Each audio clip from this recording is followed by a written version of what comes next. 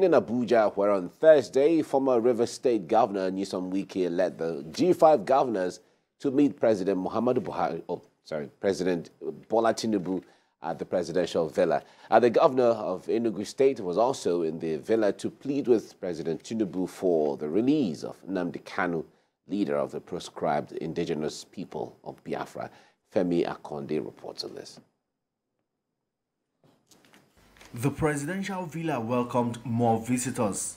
This time, governors in need of the federal government's support to deliver on some of the promises they made during campaigns. The governors of Plateau and Akwa Ibom states, who are still new in the saddle, were some of the early callers to meet President Tinubu. The governor of Akwa Ibom state disclosed the specific demands he made regarding the development of his state. Yes, we talked about the road you have just mentioned, the Calabar-Itu road. We will need the president to help us intervene and let's get that, finish the road. We talked about our Ibom deep sea port. We will need the president to also intervene and let's get the seaport. I also mentioned to him the export license, the free zone for our airports. When the governor of Enugu State got an audience with Mr. President, top of his demands was the release of Nnamdi Kanu, leader of the proscribed indigenous people of Biafra. He says this is a collective request from the Southeast region.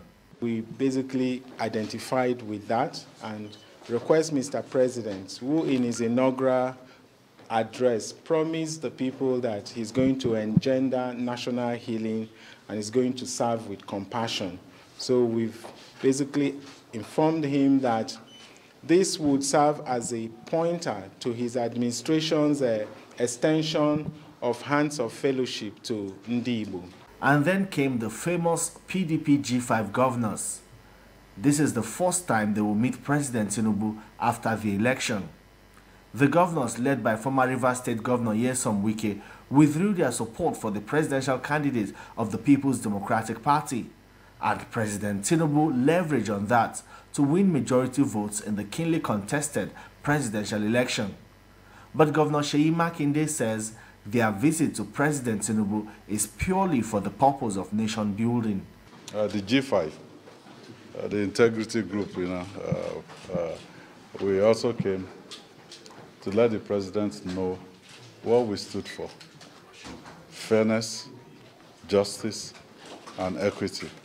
And we haven't changed. These meetings with governors and other political stakeholders transcends all political divides as President Tinubu's government continues to chart its own course in governance. Femi Akonde, TVC News, Abuja.